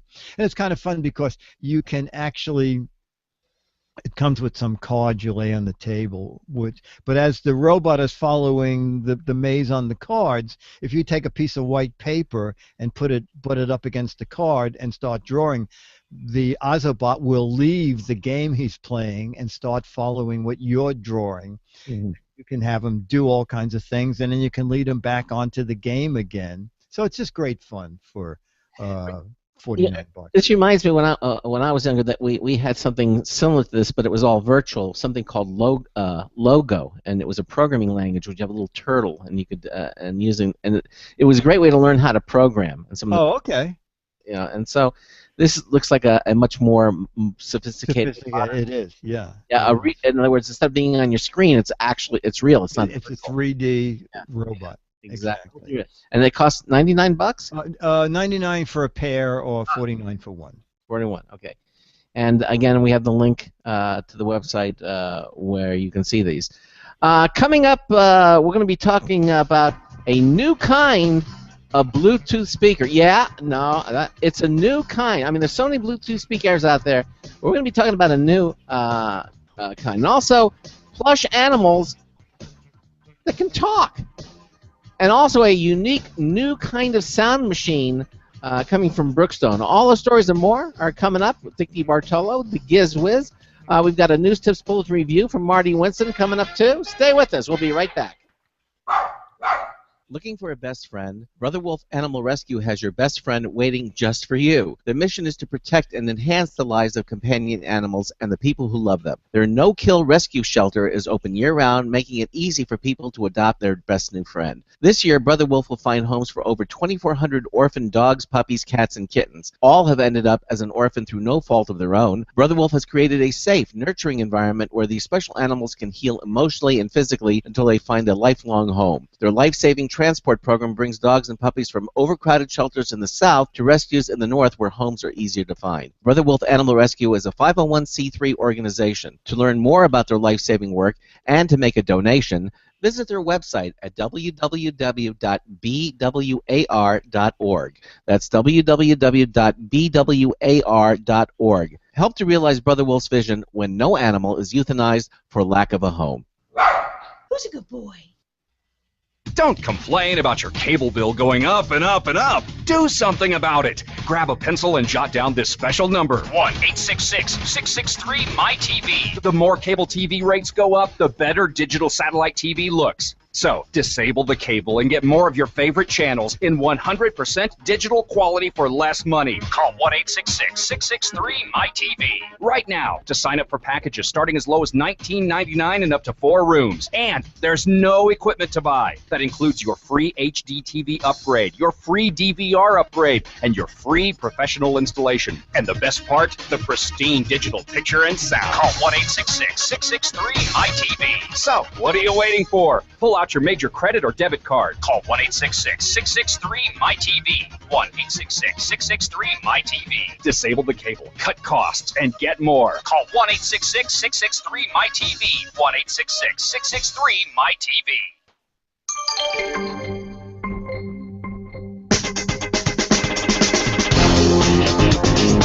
Who let you in? This is Marty Winston with a news tips bulletin review for Computer America. This time, the Cogito Classic. Cogito Classic is a different kind of wearable tech in several ways. Even when nothing's happening, it's a decent wristwatch with luminous hands and a tap-to-backlight digital time and date display. It uses coin cells, so there's nothing to recharge. It doesn't take your pulse or your temperature or want to be a two-way wrist telephone, but it will notify you when you get a call, a text, a social media message, a calendar alert, or a low battery on your smartphone. It can remote control your handset's music player or camera. If you forget where you left your Cogito watch or your handset, either can get the other to make noise. And you can also be alerted when they get out of range of each other. Bottom line, a Cogito Classic connected watch can let you know the time and whether it's a time when you have to reach for your handset. This is Marty Winston with a News Tips Bulletin Review for Computer America. You're muted, Ben. Welcome back to the Computer America Show, and I mute myself because I don't know. Anyways, yeah. So bottom of the hour and first hour Intel, second hour Dick DiBartolo, and yeah, we're doing just all these great gadgets and stuff. And by the way, it's been a little while. How exactly do you find these gadgets? Is it people send you stuff, or do you keep an eye out and say, I want to test that? And he goes, it's actually a ton of stuff because I've been doing this. I've been the GizWiz for about 25 years now, so I'm on a ton of mailing lists. Unfortunately, like right now, I'm just looking over here. I have 1,830 emails. Wow. So I mean, I learn about everything, but I go to a lot of shows, and I also know a lot of PR people who know the kind of thing that I'm looking for. I'm so tired at CES. It has nothing to do with the PR people, but we're going to talk about a Bluetooth speaker. But some PR people, they don't have an overall view of the industry, and so they think because their company is making a Bluetooth speaker that everybody's going to go, what? You can listen without wires? Yeah. not knowing that there are hundreds of these things on the marketplace.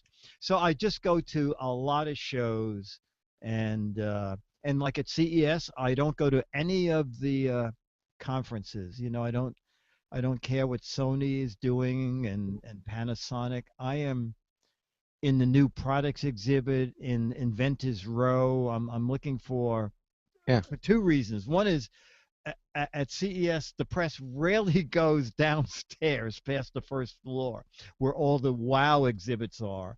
And you go downstairs and someone goes, oh my God, a press badge, But that's where you're going to find the kind of unique things. Yeah, exactly.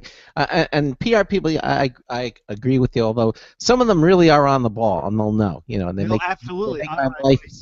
They make your life simple. They yes, no, exactly right. And sometimes, I'll get someone who'll just go, I have a favor to ask. And what is that? They said, could you come to a press event for 10 minutes so I can say someone from ABC News is here? This is nothing you're ever going to write about, but could you help me out? Just I go, okay, I'll come by. So the next thing we're going to talk about is that kind of thing, is where a woman called from BenQ and said, I have another Bluetooth, a new Bluetooth speaker. She didn't say another. And I said, tell me there's something really different. I said, I've already thrown one in the Hudson River. She said, do you know about electrostatic speakers? And I said, well, yeah, they're usually huge and they have great mid-range and great high notes, but usually not good bass. She said, well, BenQ has developed the first Bluetooth portable electrostatic Bluetooth speaker that can run on its own battery for 12 hours after a full charge. And she said it sounds amazing. So I said, okay, I'd love to hear one. So they came over, and we were talking about the bass in electrostatic speakers. Craig, I'm sure you've heard electrostatic speakers. Yes, I have. Yeah. But they're normally huge, Yeah. right? Very big. Normally huge, and they take a great amount of power. So But aren't they normally very flat though? yes, Yeah. yes, Very flat. Yeah. yeah, they're like an inch thick. That's it. Yeah. Okay. Which I think is why they're usually very bass shy. So what BenQ did was to design electrostatic wings on this Bluetooth speaker that fold out, and the two wings that fold out are for your mid-range and your highs, and then the center console that they're hooked to has two mini woofers in it, so that you actually get the full range of sound. The sound is really nice. The unit itself is beautiful. It's all metal. I'm very impressed that they could get 12 hours of playtime, including these two electrostatic speakers. It's in the premium price range up there at $299, but I think they did a beautiful job. And the neat thing about electrostatic speakers is the sound radiates front and back. Yeah. So you get a very nice wide sound, and bass notes are non-directional. You can't tell where they're coming from. So when the whole thing is playing, it sounds really beautiful. Yeah, it folds up like almost like a book. I'm looking exactly. That is exactly right. The two pages fold out. Yeah, and the controls are on the top, which is nice. Yeah. And it actually plays in the folded position, but it sounds much better when you open the two wings up. And it's slightly slanted when it's standing. I mean, it looks very, very nice. Yeah, It's a nice looking unit. It is very beautifully so done. So you were glad that you finally went to see. Yes, exactly. Yeah, it is. Looks very different. That's at $300. $299, exactly. $299. Yeah, exactly. Very, very nice. And again, you can see those everything we're talking about at GizWiz.biz. And if you want to see specifically what we're talking about tonight, again, click on the Computer America banner there, and you can see all the... And the banner's in the middle. There's a middle column with all the things I do lined up. Right. And then after you see those, you want to see all the things that Dick does, just go to the GizWiz.biz website, and you can see everything that it talks about. But specifically, if you want to follow along with us, this is where we're... Now, we're going to talk about plush animals. Plush animals. They're so cute. Yeah, I like these. You go and you usually go. They're usually on. You'll see them, and it's a girly thing. They'll have little plush animals on the bed. Yeah, but these are called Bluebee Pals, and there's a zebra and a bear and a puppy and a lion. They're very. And they are also Bluetooth, but again, Bluetooth with a difference. All right. Is that the mouth is tied into the speaker, so that if the kid goes to the app and wants to hear a fairy tale, the plush toy's lips or mouth will open and close. That's cute. In sync with the words. That's cute. Also, what's very cute is that it's Bluetooth enabled, so you can have a parent talk through the plush at the other end of a phone, and have the parent making the animal's mouth move up and down. So if that's very leave it in the kid's room, and and they that leads to some complexes. And you can talk to them without. You can have the plush toy apologize after you shock the kid. I'm so sorry. Did I shock you that hard? But I believe they're Toys R Us only. They're $49.95, and I do have to applaud Toys R Us for when I went to their website. It says $49.95, free shipping on all purchases over $49. Because what drives me crazy is when they sell a lot of stuff for $49.95 and free shipping starts at $50. $50, yeah. It makes me so mad. Or $49.99. One penny. For 1 penny, you're not going to ship it for free? Yeah, exactly. So I'm glad to see that.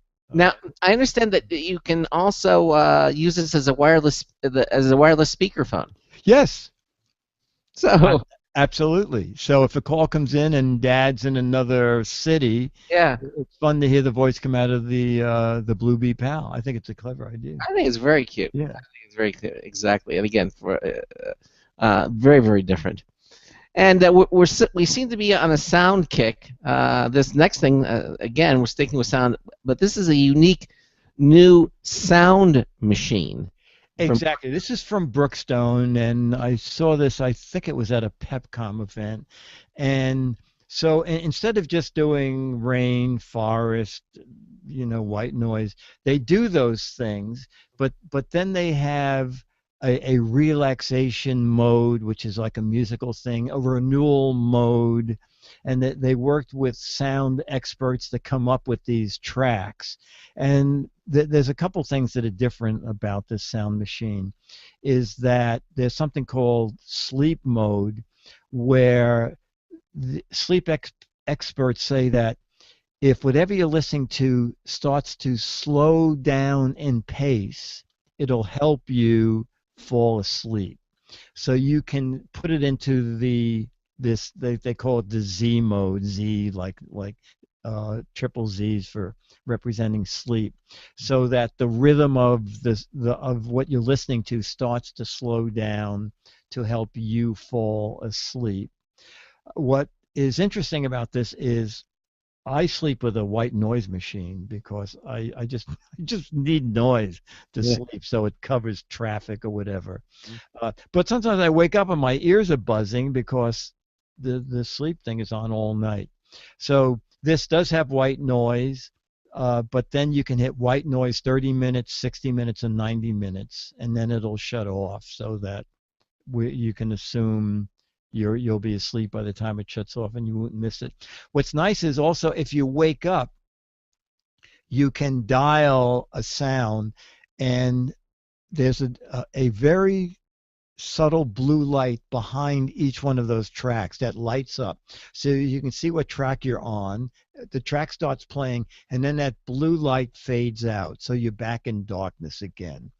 It's very well worked out. And then the final thing that I thought was very clever is, since this is something you'll probably take traveling with you, the speaker in it is Bluetooth enabled, so this can become the way for you to listen to music in your hotel room. The sound is pretty decent. It's $129. I'm just going to run over to the Brookstone website, and it's still okay. It's still okay. That they did have a deal on it, but the deal is over.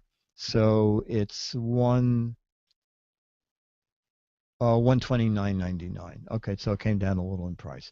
Anyway, so that is called the Tranquil Moments bedside speaker and sound machine. Now, let me tell you something about Brookstone and these sound machines. One of the things that I noticed, and this is that Brookstone really does some quality work. I've actually been out to Brookstone. Oh, really? I visited their national headquarters. They invited me up to look around, and it was very interesting. And I got to meet their development team and got to see what they do, because they bring these. They don't go out and buy something and stick their label on it. A lot of they've developed themselves in house.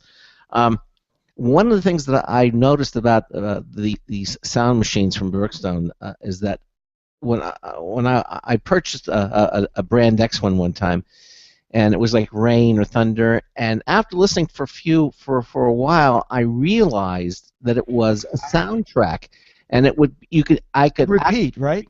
I would hear the point where it would repeat, and it would loop, and it was awful. I couldn't sleep to it because I knew what was coming next. Here it comes. Oh, reset. Okay. Yes, like every 7 seconds. Exactly. Brookstone doesn't do that. It's completely randomized. It is not a recording. They're generating these sounds. There is so when you hear thunder or rain, anything you pick, it doesn't happen at a predefined moment. It's completely random, and that is extremely important, whether you notice or not, if you're trying to sleep.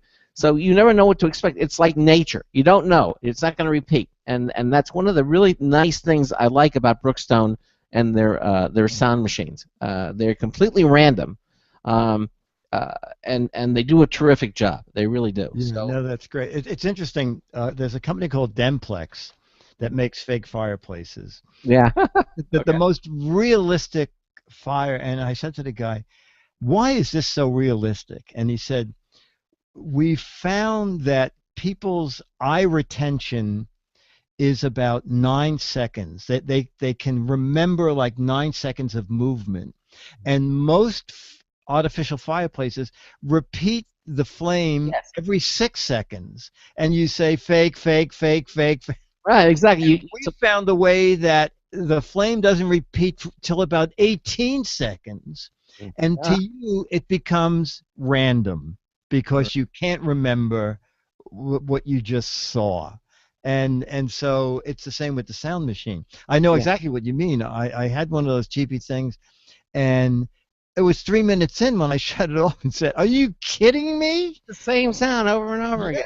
Yeah, exactly. Exactly. And again, with quality machines like what Brookstone makes, you don't get that. It's completely, totally random. The thunder happens at different times. The rain there's no pattern. It's just, and that's what you want. You want some things that like in nature, and then it makes you sleep right away.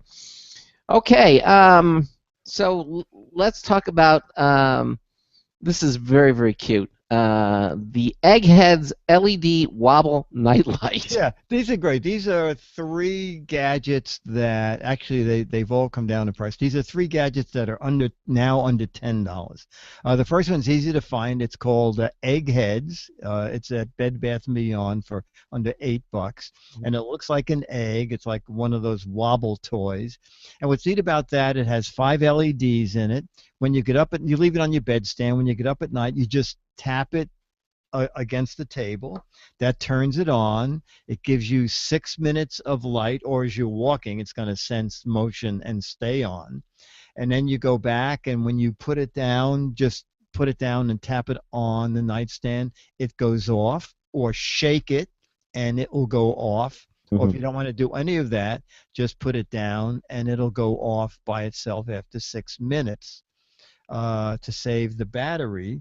And it gives off a nice amount of light. So if you're going to the bathroom, you want to make a trip to the refrigerator, this is a real easy light. You don't have to fumble for a switch or anything. Reminds me remember the Weebles? The Weebles wobble. Yes, it looks exactly like one of those Weeble wobble toys. They won't fall. That was the commercial. Weebles wobble, but they won't fall down. But they won't fall down. Yeah.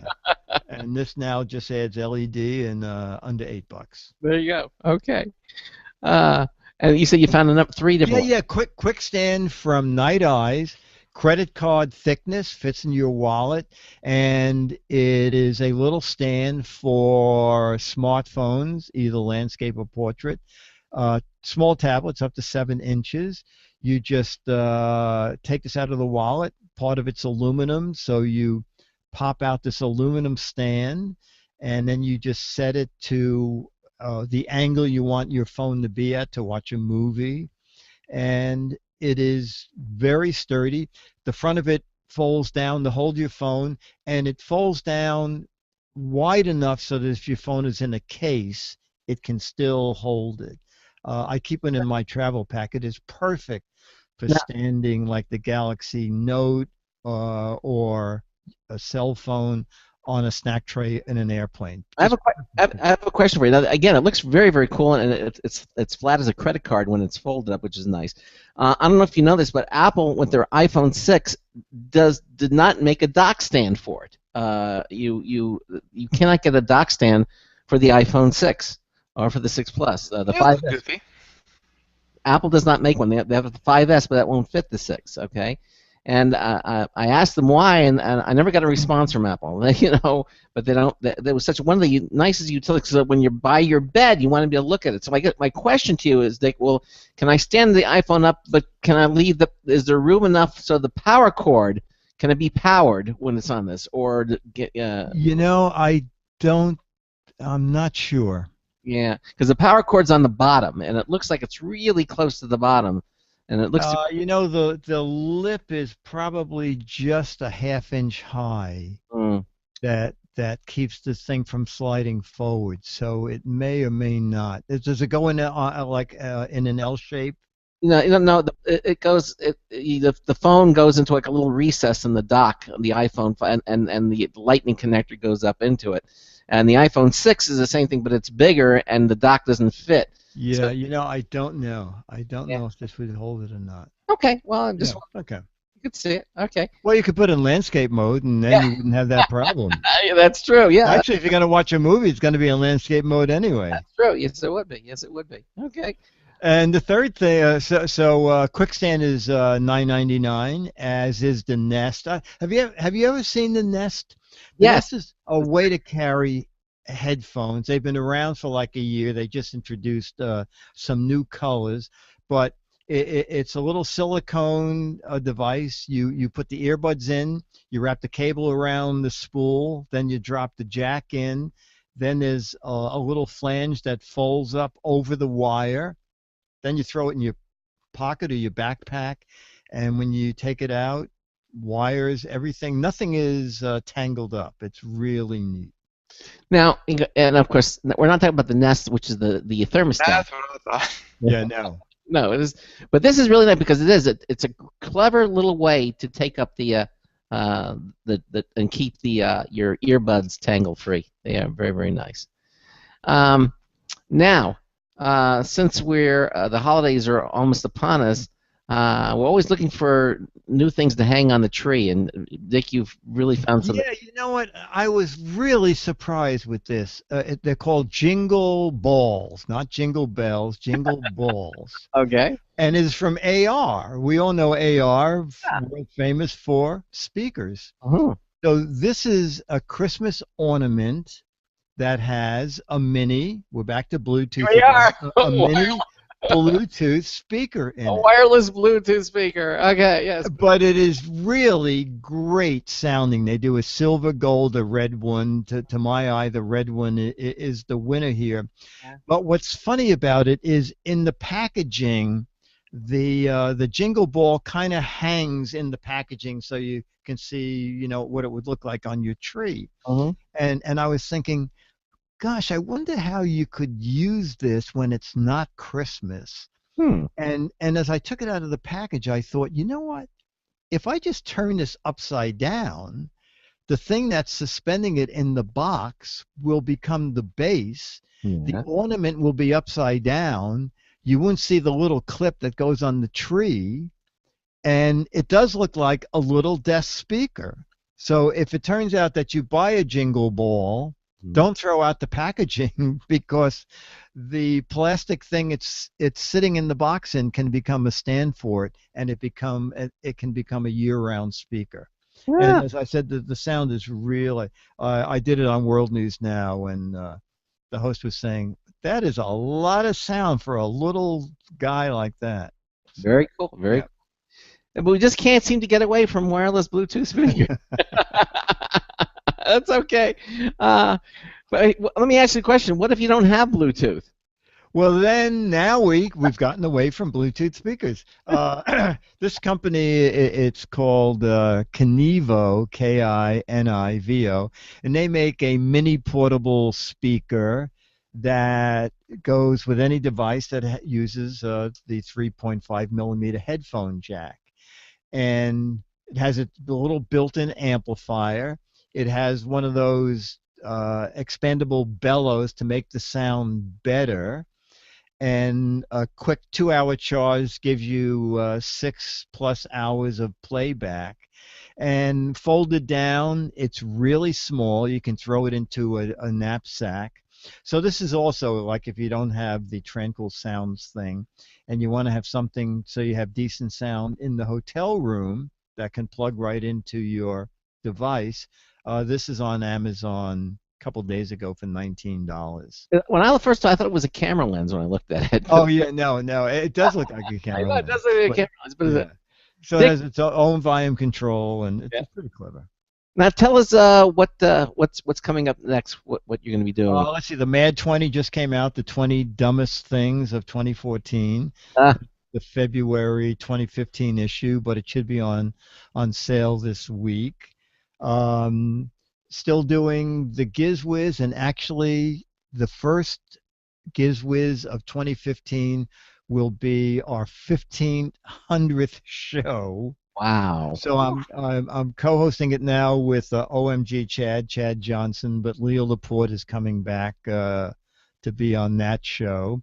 By the way, Leo Laporte, when he talks about my website, he said you can go over there and you'll find everything Dick does on our show, on World News Now, and that he does with Craig over on Computer America. So he's forever plugging your show. Well, and we need to we had to plug him back. He's a nice guy. Absolutely. Yeah, he is super. Yeah. And then look, AWP magazine.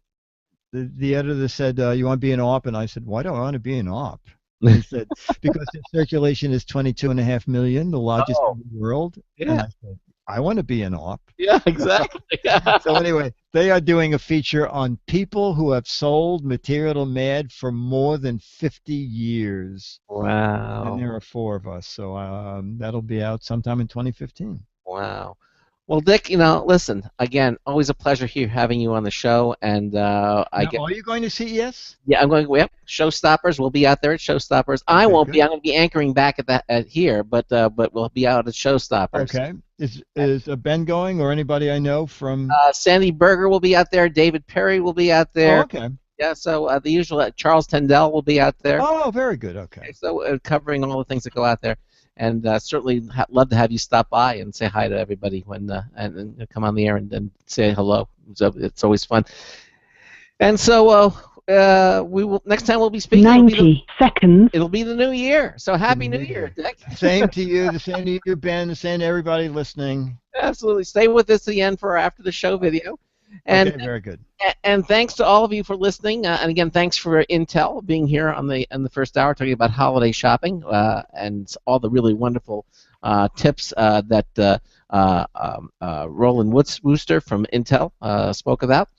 Coming up tomorrow night, it's our All Linux show, and we're going to have Larry Bushy on the show, and it's going to be his final Linux show. He's been with us for 7 years, but he's going to be passing the baton up to our new Linux expert, Marcel Gagne, who was our former Linux expert before Larry Bushy came on the show. He's going to be joining us too.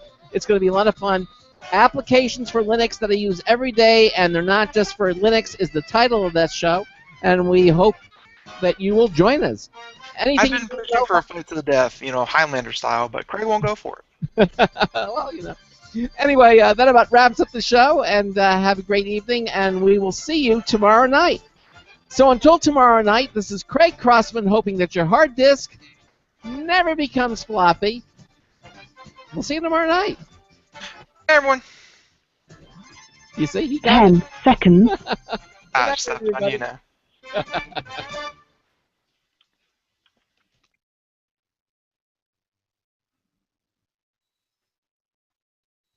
Thank you for using Blog Talk Radio. Goodbye.